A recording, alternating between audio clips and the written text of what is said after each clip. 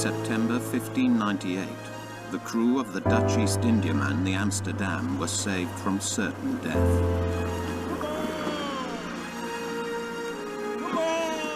Hit by a savage storm off the Cape of Good Hope, they'd been blown into the uncharted waters of the Indian Ocean. By chance, currents carried them within sight of a tropical island. The men were half-starved, and the island promised food. The Dutch encountered an extraordinary creature. They called it Doddassen, the fat ass. Within 80 years, it would be gone forever. We knew less about it than we did about the dinosaurs. Until now. A mythical species on par with the griffin and phoenix, and that's partly why it became an icon of extinction. The dodo seemed so bizarre and comical that by the 18th century, some scientists doubted it had ever existed at all. When Lewis Carroll caricatured the dodo in Alice in Wonderland, the bird finally ended up more surreal than real. But ironically, around the same time, evidence was unearthed that proved it had existed. Dug up in 1865, these are the only complete dodo skeletons in the world. With them, Julian can separate fact from fiction and reconstruct what the dodo was really like. Now we have the skeleton of the dodo, we can tell so much more about the bird than how it may have appeared in life. It had a long, sinuous neck, quite an upright stance, and probably stood about 2.5 feet tall. This is very different from the picture that's come down to us from the early drawings.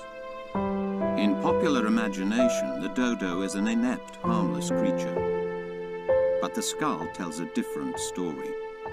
The most incredible feature about the dodo was this extraordinarily large head and bill. The horny tip would have been shed and regrown each year for feeding and for fighting. This would have made this bird very fierce indeed. Above all, the skeleton reveals that this bird was obviously flightless. It had small withered wings, roughly the size of chickens. And to support this huge bulk, it needed strong, robust, sturdy legs. Yet one myth dies hard. The Dutch nicknamed Doddassen, fat ass. All the evidence is helping to overturn the traditional view of the clumsy dodo. But this is only the start. With the DNA that I managed to extract from the leg, I was finally able to confirm that the dodo is in fact a pigeon. The dodo is not a separate group at all, in fact belongs in the middle of the pigeons. But that isn't the only surprise.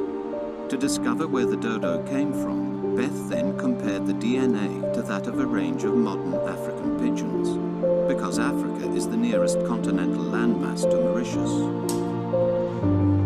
We were surprised when we finally got the results that it did not, in fact, come out closely related to the pigeons from Africa, but it was most closely related to a pigeon from Southeast Asia. The dodo's ancestor must have traveled 4,000 miles across the vast Indian Ocean to get to Mauritius.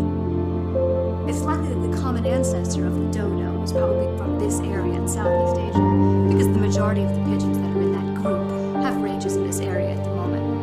That ancestor probably made his way up here down the coast of India here, through this range of sea stacks and volcanic islands, ridges all the way down here to Mauritius Island. When the dodo's ancestor reached Mauritius, as much as 10 million years ago, it found pigeon paradise. And yet the dodo would soon meet its end. For the first time in 10 million years, it had to contend with a lethal predator. But what happened next is controversial. Did the Dutch really wipe out the dodo?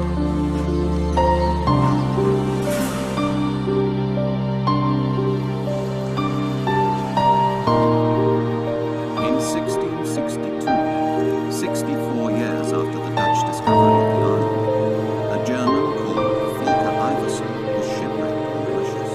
Hungry and weary, he wandered across to a small island cut off at high tide.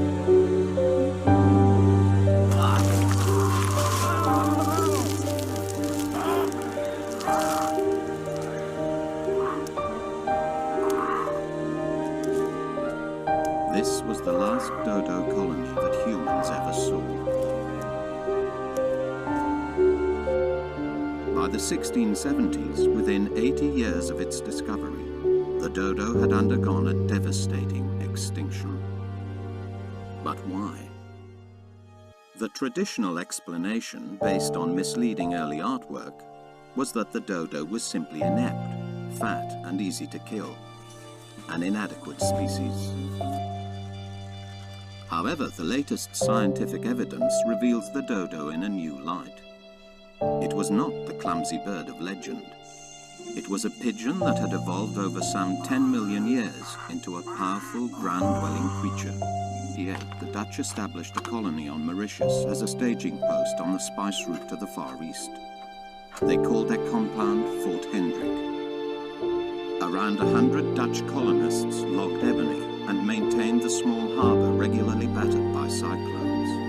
You can compare it to a spaceship arriving from another planet on a completely unknown planet and bringing everything. Ship's logs tell us that the crew of the Amsterdam managed to kill a clutch of dodos in the 2 days following their discovery of Mauritius. The sailors were half-starved after 3 weeks drifting across the Indian Ocean. But even so, the dodo didn't go down at all well. It was so tough, we could not cook it properly, but had to eat it half done. Through its oiliness, it cannot chew but quickly cloy and nauseate the stomach.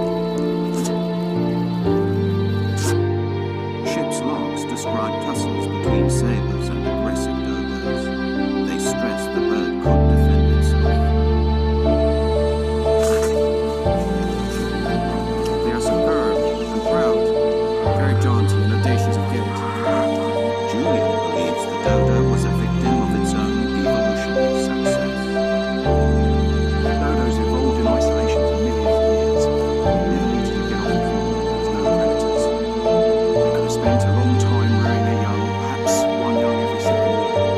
The dodo has this kind of awe about it. It's the extinct species of the world. The term dead as a dodo is often used in reference to it.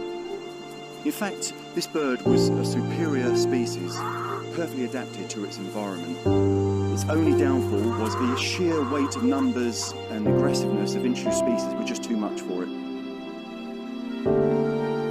The story of the dodo's annihilation reveals how quickly extinction can overtake a species. And 400 years after it was first discovered, we at last know the dodo's extinction was simply a case of being in the wrong place at the wrong time.